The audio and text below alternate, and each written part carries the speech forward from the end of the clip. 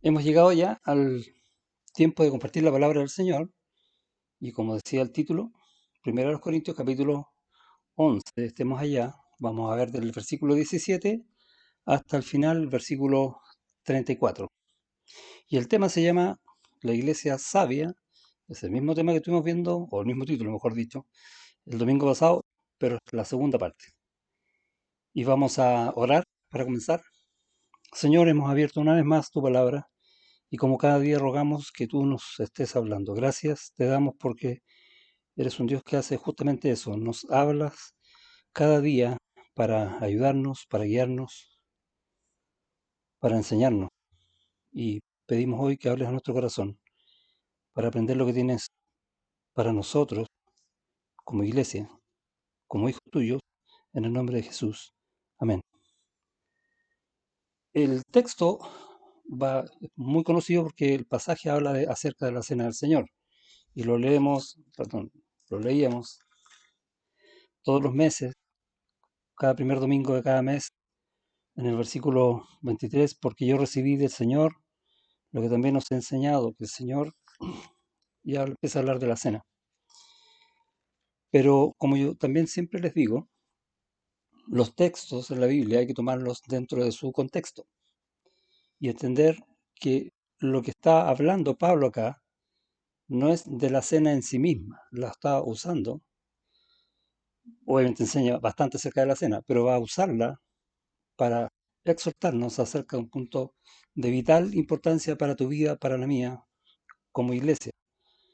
Y cuando digo esto como iglesia, no estoy diciendo como algo extraño a nosotros o como algo que vamos a hacer cuando nos juntamos los domingos, sino somos iglesia siempre. O sea, está hablando a tu vida y a la mía siempre. ¿Ok? Este es el tema que vamos a ver hoy. Vamos a ver una exhortación para que sepamos conducirnos sabiamente en la iglesia. Y tiene que ver lo que vamos a ver hoy día con los pecados que podemos estar cometiendo y haciéndonos tropezar unos a otros. ¿Cómo cuidarnos de eso? Y nos va a enseñar cómo. Se los digo al tiro, les adelanto la solución al drama. Lean el versículo 28. Por tanto, pruébese cada uno a sí mismo y coma así del pan y beba la copa. Tenemos que examinar cómo está nuestro corazón respecto a todo lo que vamos a ver ahora. Y en el versículo 32, perdón, 31, si pues nos examinásemos a nosotros mismos, no seríamos juzgados. ¿Y por quién podríamos ser juzgados? Por el Señor. Eso es lo que va a enseñar Pablo acá y va a usar justamente el ejemplo de la cena del Señor, que es el momento donde celebramos comunión. Eh, todo creyente, tú y yo, hemos sido llamados por el Evangelio a Cristo para vivir el Evangelio de Cristo, no otra cosa. Y la cena del Señor va a ejemplificar esto, y Pablo lo va a usar magistralmente. Eh, que el Evangelio lo podemos ver más adelante en la misma primera carta a los Corintios, en el capítulo 5, va a decir Pablo, además os declaro, capítulo 5, perdón, 15, además os declaro, hermanos, el Evangelio que os he predicado, el cual también recibisteis, en el cual también perseveráis, por el cual, asimismo, si retenéis la palabra que os he predicado, sois salvos, si no creísteis en vano. Entonces, ¿por qué somos salvos? Porque hemos recibido la palabra del Evangelio. Pero dice que en el cual también perseveráis. Así termina el versículo 1. Tenemos que vivir el Evangelio. ¿Cuál es el Evangelio? Y sigue en el versículo 3. Porque primeramente os he enseñado lo que asimismo recibí. Está usando la misma frase que voy a usar acá en el capítulo 11. Lo que asimismo recibí. Que Cristo murió por nuestros pecados conforme a las Escrituras. Estaba escrito. Plan del Señor. Y que fue sepultado y resucitó al tercer día conforme a las Escrituras. Ese es el Evangelio. Por ese Evangelio nosotros hemos llegado a la salvación y en ese Evangelio nosotros vivimos, en el cual perseveráis. Entonces, eh, la idea que va a plantear este texto es justamente esa, que todos nosotros debemos de vivir de acuerdo a la vocación con que fuimos llamados, dice también Pablo en otro texto. Fuimos llamados para ser hijos de Dios en Cristo. Por lo tanto, es vivir siendo uno en Cristo. No tres, cuatro, un grupo y los otros, no, uno en Cristo. Y de esto voy a hablar ahora.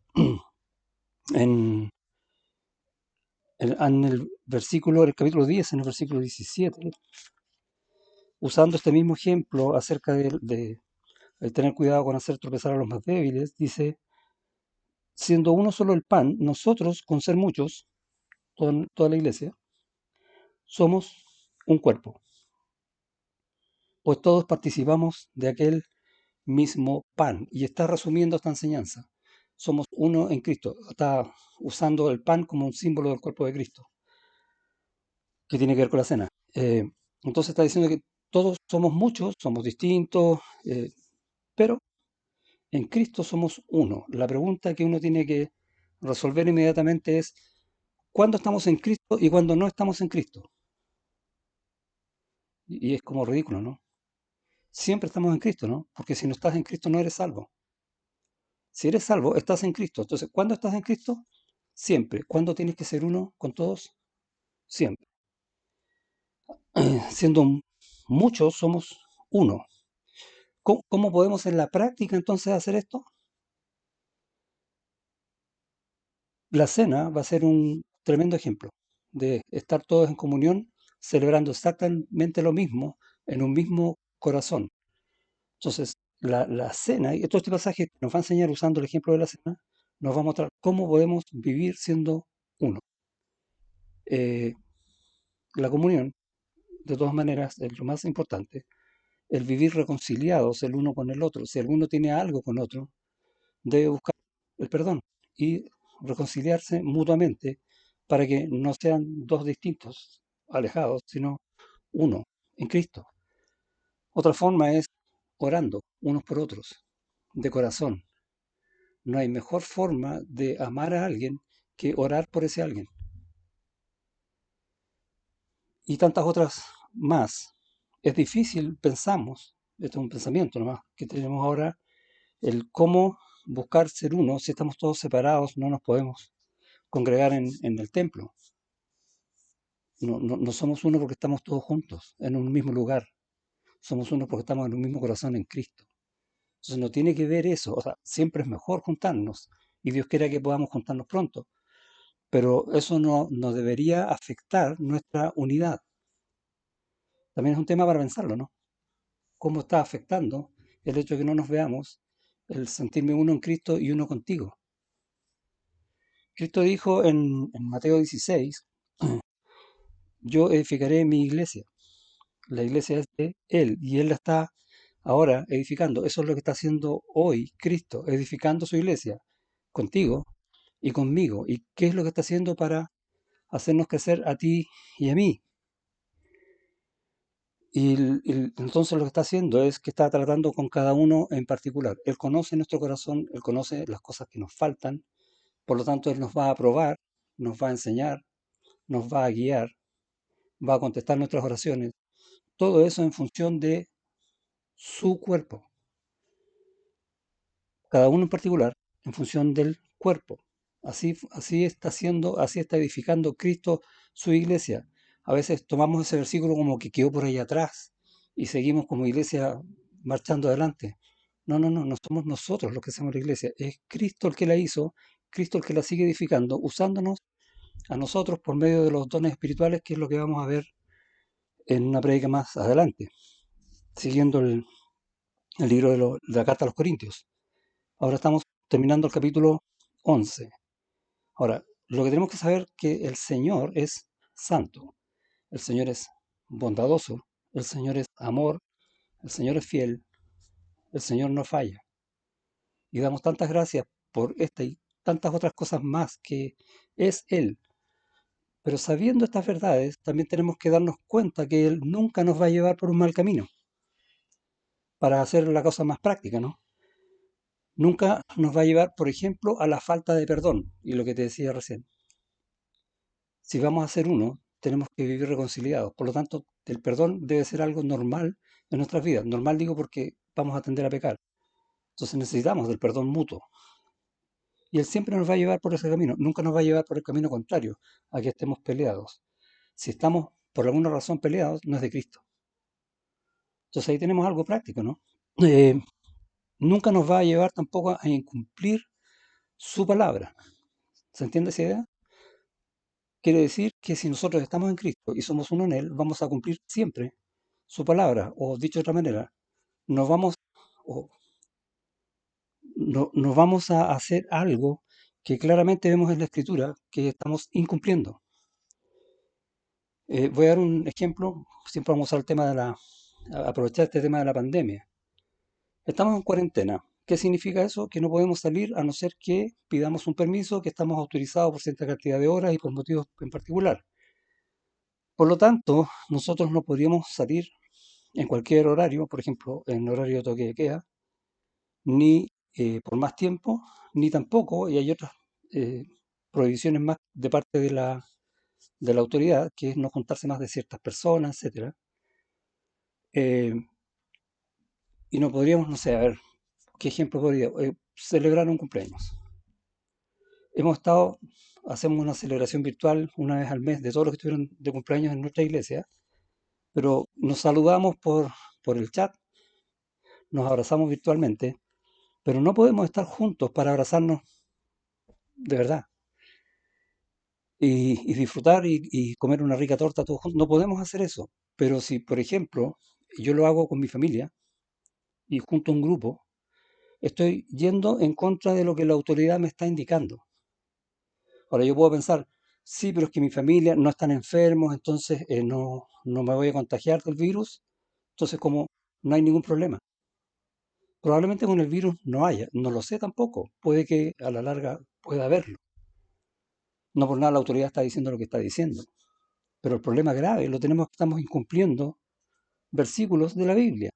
Cuando dice que toda autoridad ha sido puesta por Dios y el que resiste a la autoridad, a Dios resiste.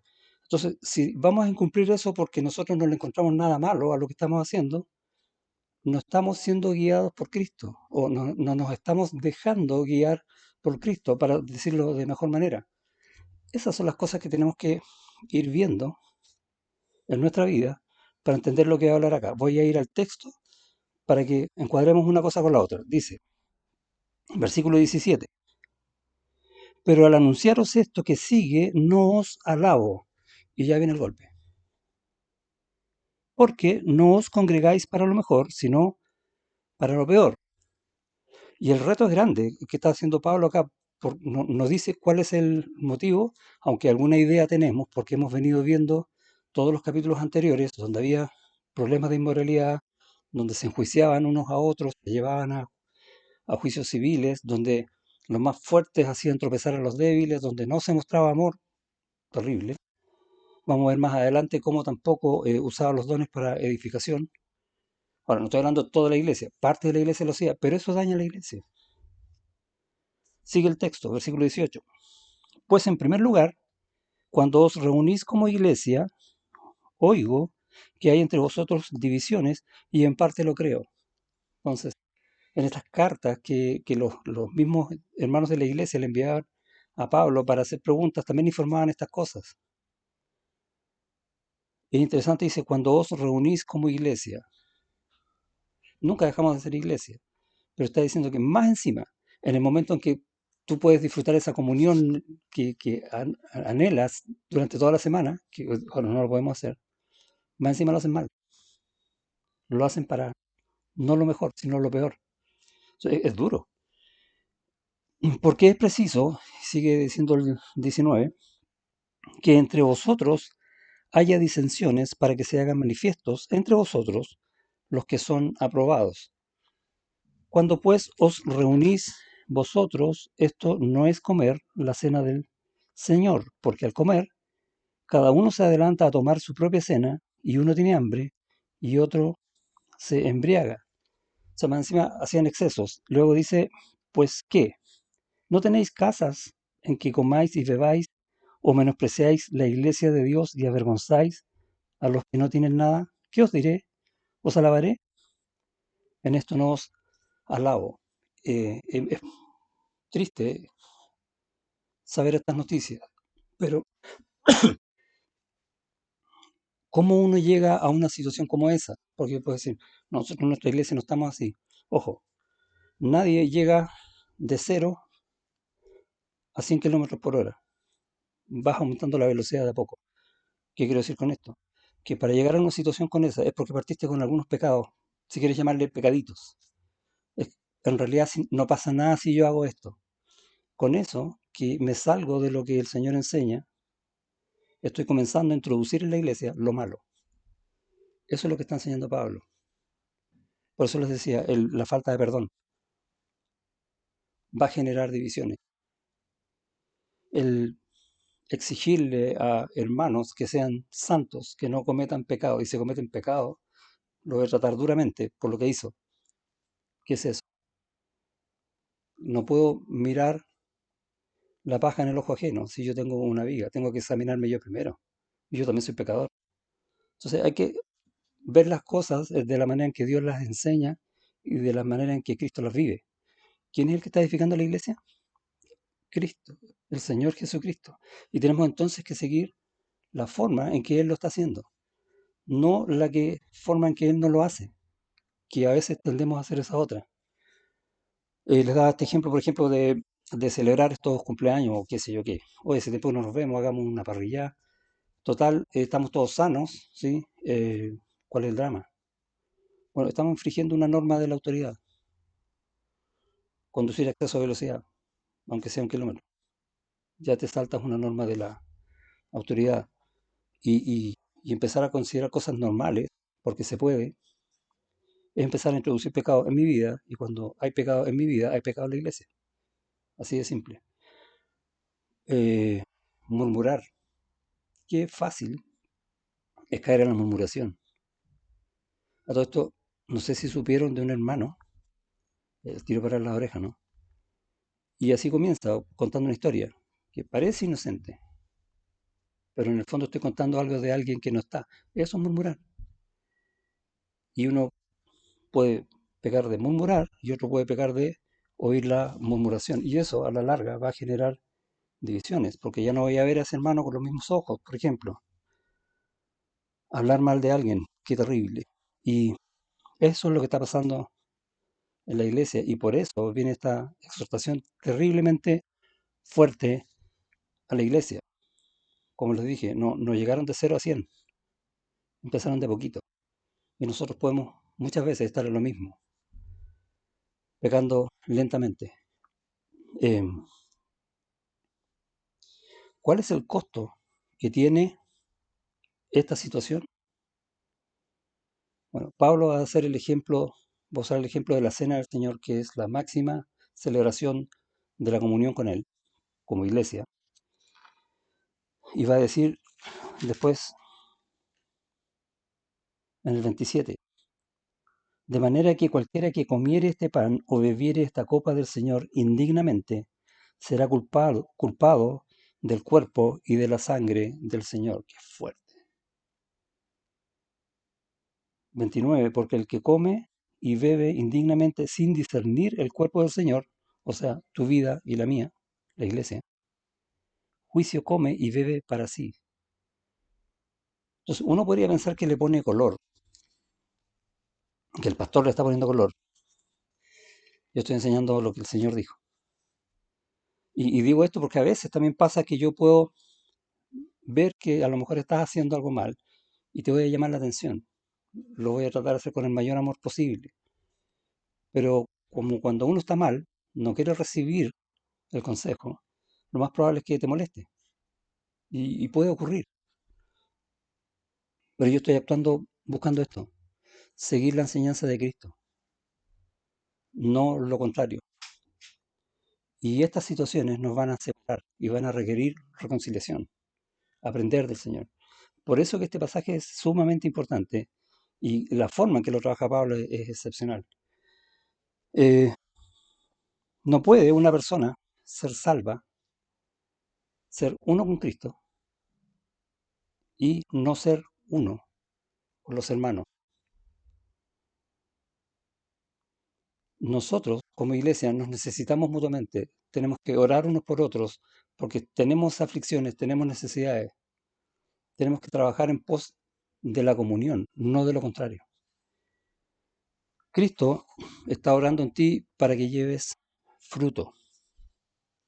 Hay un texto en el Evangelio de Juan, el capítulo 15, que habla de esto. Y el Señor Jesucristo va a decir, el que permanece en mí y yo en él, este lleva mucho fruto, porque separados de mí, nada podéis hacer. O sea, no solamente estar en Cristo ya es una bendición, sino que estar en Cristo significa el privilegio y la responsabilidad de ser usado por Cristo para llevar fruto del Señor. ¿Cómo podemos hacer eso? Estando en Cristo. Cuando Juan usa la palabra permanecer en, se refiere a estar en comunión. Si estamos en comunión con el Señor, vamos a llevar fruto. Sin comunión con el Señor no podemos hacer nada. Eso está diciendo Juan en este capítulo 15. Entonces, la obra que Cristo está haciendo en la iglesia nuestra es que nosotros llevemos fruto. ¿Quieres que nuestra iglesia muestre fruto en el Señor? Yo quiero eso. Por lo tanto, tenemos que salirnos de lo que no conviene. Eh, hay otra palabra de fruto que es que cada uno de nosotros podemos mostrar el fruto del Espíritu, como aparece allá en Gálatas 5:22. No lo vamos a nombrar ahora, ya conocemos el pasaje. Y es porque para cumplir el Evangelio. ¿Qué dice el Evangelio? Que por gracia sois salvos por medio de la fe. Y esto no de vosotros, pues es don de Dios, no por obras, para que nadie se gloríe, porque somos hechura suya, creados en Cristo Jesús para buenas obras, las cuales Dios preparó de antemano para que anduviésemos en ellas. Efesios 2:8 al 10. Ese es el Evangelio, que el Señor te salvó por gracia y quiere que tú camines en las obras de Él. Fruto. ¿Cómo podemos hacer eso? En comunión con el Señor. En comunión, y si tenemos comunión con el Señor, necesariamente tenemos que tener comunión los unos con los otros. No existe otra manera. No puedes amar a Cristo y no amar a lo que es de Cristo. Cuando amas a Cristo tienes que amar todo de Cristo, y eso te incluye a ti y a mí, porque somos de Él. Eso es la iglesia. Necesitamos aprender mucho de la Biblia para entender estas verdades. ¿Y cómo lo hacemos? Nos juntamos y estudiamos conjuntamente. Estamos haciendo discipulados, uno enseñando a otro. Estamos haciendo esto de ahora, enseñar la palabra donde estamos todos reunidos aprendiendo qué es lo que el Señor nos quiere decir hoy. Lindas verdades para aplicar a nuestras vidas. Es la manera. ¿Amas al Señor? Mateo, en Mateo capítulo 22, el Señor Jesucristo va a responder a los fariseos. Y llega uno, le pregunta, ¿y cuál es la ley principal? Y él le contesta, amarás al Señor, tu Dios, con todo tu corazón y con toda tu alma y con toda tu mente. O sea, si amas al Señor, tienes que amar todo de Él. ¿Y cómo vas a amar al Señor? Con todo de ti. ¿Ves la comunión ahí, no? Amar al Señor completo, entero, todo. ¿Cómo? Yo entero, completo, todo. Esa es la comunión ideal. Esa es la comunión que quiere el Señor y que nos habilitó para poder tenerla siempre con Él. ¿Cómo te ama el Señor a ti? Él te ama. Cristo murió en una cruz para darte salvación, para pagar el precio de tu pecado sin ser el pecador, para recibir la maldición del Padre y darnos esa condenación a nosotros. Es tremendo. ¿Cuánto amor hay ahí? Entonces, si uno dice, ¿cómo tengo que amar yo al Señor? Pero pregunto al revés, ¿y cómo me ama el Señor a mí? Quedo corto, ¿o no? Entonces, esto de todo eh, es algo que tenemos que seguir trabajando en nuestras vidas, orando para que el Señor me ayude a amarlo con todo mi ser, con toda mi alma, con todo mi corazón. Bueno, y el cómo nos ama el Señor es lo que celebramos justamente en la cena y es lo que Pablo va a enseñar acá. ¿Cómo, cómo es esto del amor del Señor en la cena? Bueno, la cena va a mostrar el carácter y la obra de Cristo y esto vamos a verlo ahora en el versículo 23, ¿sí? Primero Corintios 11:23 dice, porque Yo recibí del Señor lo que también os he enseñado, que el Señor Jesús, la noche que fue entregado, tomó pan, y habiendo dado gracias, lo partió y dijo, tomad, comed, esto es mi cuerpo, que por vosotros es partido, haced esto en memoria de mí. Y hizo un acto de recordación del carácter y de la obra del Señor que hacemos todos juntos, periódicamente.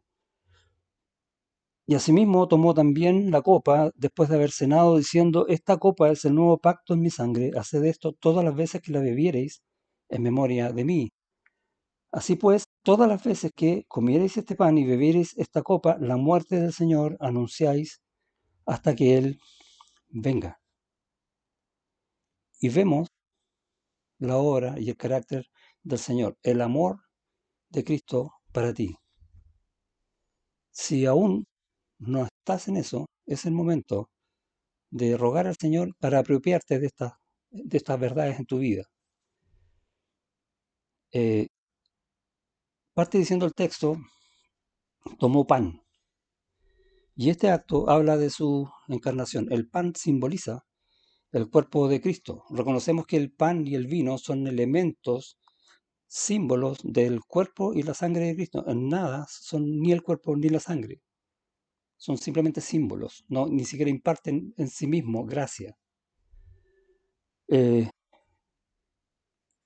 y lo que quiere mostrar acá, por medio del pan y del jugo de la vid, es lo que Él hizo y lo que Él está haciendo y lo que Él va a hacer en ti y en mí, para entender la figura de qué es lo que está haciendo en nosotros. Entonces lo primero que dice es tomó pan y habla de su encarnación, su cuerpo, que Él, siendo Dios, no estimó el ser igual a Dios como cosa que aferrarse, sino que tomó forma de siervo. ¿Cómo? Encarnándose, para venir a este mundo y poder entregar su cuerpo en una cruz. Así comienza, es precioso. Y dice, y habiendo dado gracias, se sigue diciendo el texto. Y esto de dar gracias está hablando de la devoción, la dedicación, la pasión del Señor por la obra que estaba haciendo, por ti y por mí. Y es ser la provisión para ese sacrificio en la cruz, el mismo, habiendo dado gracias. Es como, gracias Señor, porque Cristo vino a este mundo para morir en esa cruz y darme salvación, porque esa provisión en Él a mí me da provisión de vida eterna. Gracias. Por eso dice, habiendo dado gracias. ¿Te das cuenta cómo la cena nos va enseñando todo esto?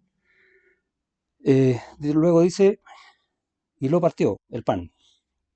Si bien el cuerpo del Señor no fue partido, lo que está hablando es del sufrimiento que Él tuvo en esa cruz. No solo por la crucifixión en sí misma, el sufrimiento en su cuerpo, el sufrimiento en sus emociones, porque todos lo avergonzaron, lo acusaron falsamente. Muchas cosas que a nosotros ni siquiera nos han pasado, sino el sufrimiento por la condena del Padre sobre el pecado tuyo y mío, ni siquiera de Él. Hay un pasaje interesante en Juan capítulo 10, versículo 17, que dice, por eso me ama el Padre, porque yo pongo mi vida para volverla a tomar. Él pone su vida para sufrir eso, para volverla a tomar y darnos vida a nosotros. Es tremendo. Luego dice, y lo partió, dijo, y tomad, comed, esto es mi cuerpo que por vosotros es partido. Y ese por vosotros está hablando del acto de sustitución en esa cruz. ¿Quién debió haber pagado esos pecados? Tú y yo, nosotros. Nosotros somos los pecadores, no Él. Sin embargo, Él fue a la cruz a pagar. Y hay un texto allá en Efesios, en el capítulo 5, que Pablo está diciendo que seamos imitadores de Dios como hijos amados, así como también dice, Cristo nos amó y se entregó a sí mismo por nosotros, ofrenda y sacrificio a Dios en olor fragante, limpio. santo, pagando el precio de nosotros, pecadores inmundos. En, hay un profeta de casi 8 siglos antes, profetizó de eso, que es Isaías. Y en el capítulo 53, versículo 5, va a decir, mas él herido fue por nuestras rebeliones, molido por nuestros pecados, el castigo de nuestra paz fue sobre él. Qué tremenda visión de la sustitución. Él pagando por ti y por mí. Y el pago fue brutal. Él fue molido, aplastado, eso es lo que dice, por la ira de Dios, por nuestras rebeliones. Eso estamos viendo en la cena, el carácter y la obra de Cristo. Luego dice, o sea, antes dijo, tomad, comed, y está hablando de una invitación. Y la invitación que él hace es que quiere que seas salvo. Y toda la Biblia está hablando de eso, y él mismo va a decir en Juan, porque de tal manera amó Dios al mundo, que dio a su Hijo unigénito, para que todo aquel que en él crea no se pierda, mas tenga vida eterna. Qué tremenda invitación. Y esa la selló en la cruz. Y lo que se celebra en la cena, con estos símbolos del pan, su cuerpo entregado en esa cruz y el jugo de la vid, la sangre derramada por nuestros pecados. Tomad, comed, bebed, invitación. Porque, luego dice, eh, esto es mi cuerpo que por vosotros partidos, esto me memoria de mí.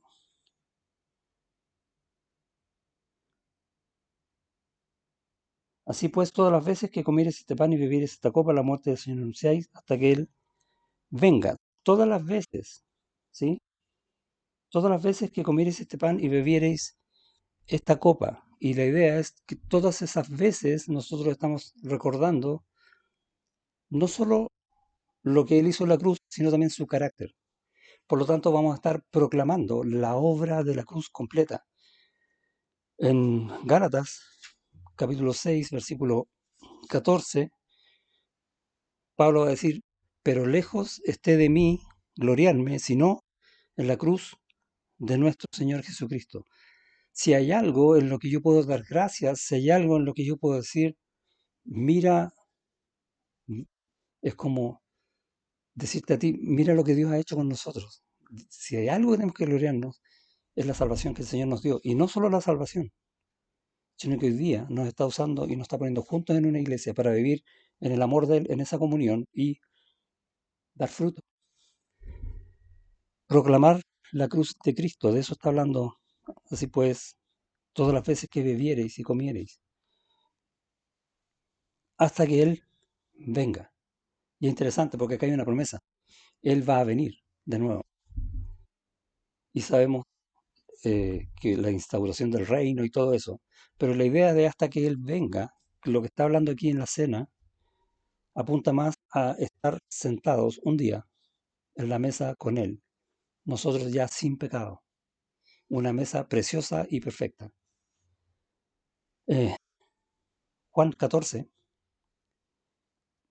versículo 3, dice, vendré otra vez y os tomaré a mí mismo para que donde yo estoy, vosotros también estéis. El pasaje que comienza a consolar a los discípulos por lo que va a suceder, que Él va a morir en la cruz y les dice, no, no, no se turbe vuestro corazón. En la casa de mi Padre muchas moradas hay. Pero a uno se le olvida esta frase que dice, vendré otra vez. Eso es lo que Él está diciendo. Y nos va a tomar con Él mismo para que estemos todos juntos, en comunión perfecta. Ahora, eso que va a ser después lo podemos celebrar hoy. Eso está diciendo el texto. Eso es lo que celebramos en la cena, esa mesa preciosa y perfecta. En el versículo 29, aquí en 1 Corintios, dice, porque el que come y bebe indignamente sin discernir el cuerpo del Señor, juicio come y bebe para sí. Entonces tenemos que tener claro a qué estamos apuntando. Por lo tanto, mis actos hoy tienen que hablar de esta cena. Si bien nosotros celebramos la cena los primeros domingos de cada mes, bueno, ahora por la razón en que estamos no lo hemos podido hacer. La verdad es que recordar al Señor debería ser un acto diario y un acto de agradecimiento diario y un acto de esperanza en esta certidumbre de las promesas de que Él va a venir y vamos a estar en esta cena perfecta con Él diario, todos los días buscando comunión con Él. Qué precioso. Y cuánto llena nuestro corazón de gozo saber estas verdades y poder vivirlas. Tenemos que orar por eso, para que el Señor obre en nosotros. La respuesta para nuestra conducta, para nuestros pensamientos, para nuestras emociones, para nuestras decisiones, tiene que estar basada en esa. Estamos expuestos a muchas cosas, tenemos muchos anhelos, muchos deseos, y a veces las emociones también nos juegan en contra. Eh, Hay cosas que nos dan miedo, tenemos incertidumbre, eh, o nos causan dolor. Hay cosas que pasan en la iglesia que no nos van a gustar. Como iglesia hemos sufrido muchas cosas. No sé qué cosas vienen en el futuro, pero yo no puedo mentirte y decirte, mira, de aquí en adelante todas las cosas van a estar bien, porque eso es una mentira, porque seguimos siendo pecadores. Mira, lo que yo sí te puedo decir es que de aquí en adelante tenemos que juntos buscar estas cosas para que las cosas vayan mejor. Eso sí es cierto. Tristemente hay muchas iglesias que han sufrido separaciones, divisiones, por causa del pecado a veces de uno, o que por causa de pecados se generen grupos dentro de la iglesia. Y está diciendo el versículo 19 justamente eso. Y es un versículo realmente triste, doloroso, porque es preciso que entre vosotros haya disensiones para que se hagan manifiestos entre vosotros los que son aprobados. O sea que hay algunos que son reprobados. Dios limpia de alguna manera a su iglesia. ¿En dónde voy a estar yo? ¿En qué grupo? Eso es lo que celebramos en la cena del Señor. Yo quiero estar en los aprobados siempre. Yo quiero hacer tu voluntad, Señor, de verdad. Y a veces decimos, Señor, ayúdame a entender cuál es tu voluntad. Bueno, en este texto lo está diciendo. Unidad en el Señor.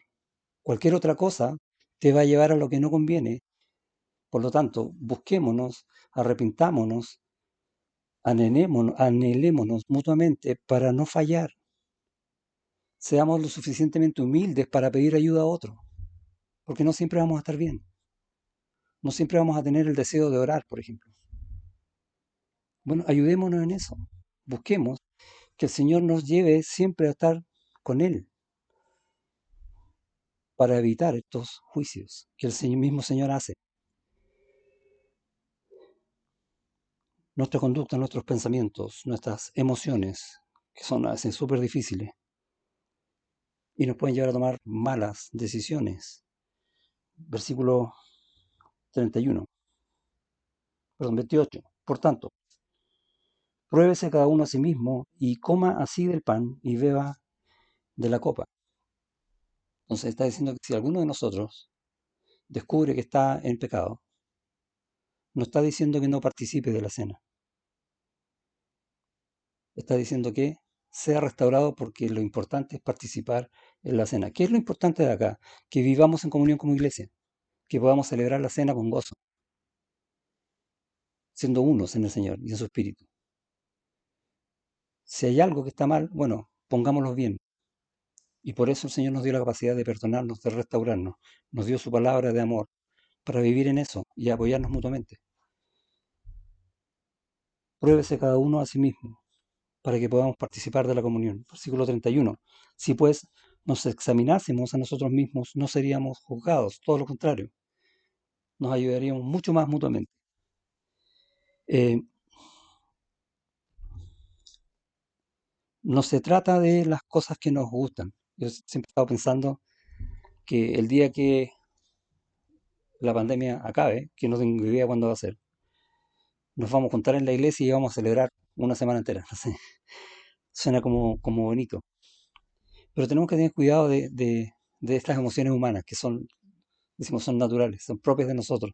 Pero siempre tenemos que buscar hacer las cosas en el Señor. Y siempre me imagino haciendo en el patio de la iglesia un día bonito, una parrilla, compartiendo todos juntos. Precioso. Yo creo que a lo mejor tú te imaginas algo similar o quizás tienes mejores ideas que yo.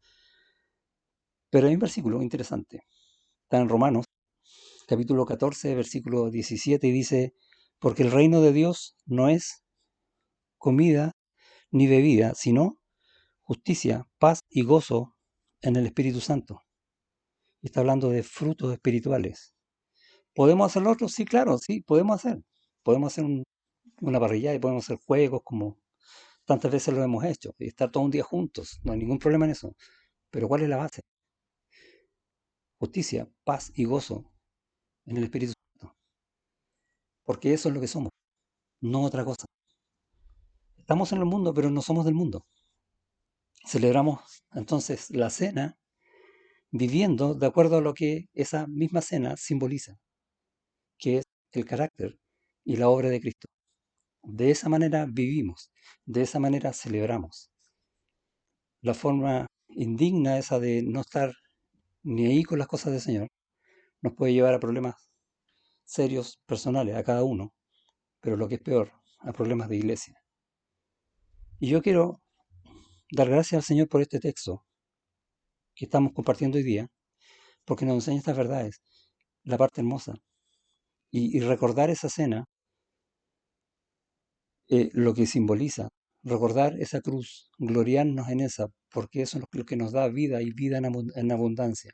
Es la que nos permite vivir en comunión unos con otros, ayudarnos, porque vamos a caer, eso es seguro, pero podemos ayudarnos mutuamente, yo a ti y tú a mí, podemos aconsejarnos, podemos exhortarnos, animarnos, consolarnos, vivir como uno en el Señor, porque eso hizo Él de nosotros, uno en Cristo, en esa cruz. Gracias, Señor. Oramos para terminar. Dios, te damos tantas gracias por tu palabra que nos enseña esta forma sabia de vivir como iglesia. Gracias te damos porque, aun conociendo que somos pecadores, y vemos por medio de esta carta a los Corintios, Señor, que en una u otra forma podemos vernos reflejados en ella. Tú siempre tienes palabra para salir de los problemas, para levantarnos, para restaurarnos y para buscar esa comunión que tú deseas siempre tener con nosotros. Y quiero atreverme a declarar hoy día, pidiendo siempre tu ayuda en tu palabra y en tu espíritu, que no queremos estar nunca separados de Cristo, porque queremos llevar frutos de verdad. Ayúdanos a ayudarnos mutuamente. Aquel que necesita ser enseñado, aquel que necesita ser restaurado, aquel que necesita enmendar un rumbo para hacer las cosas correctas. Ayúdanos a tener esa humildad para conversar, para apoyarnos, para consolarnos, para fortalecernos mutuamente. Los tiempos son difíciles, lo sabemos, pero tú eres Dios por sobre todas esas cosas. Y tu palabra es para siempre, y es viva y eficaz, y es poderosa, y queremos vivir de acuerdo a ella, no a otra cosa. En el nombre de Jesús. Amén. 40 y...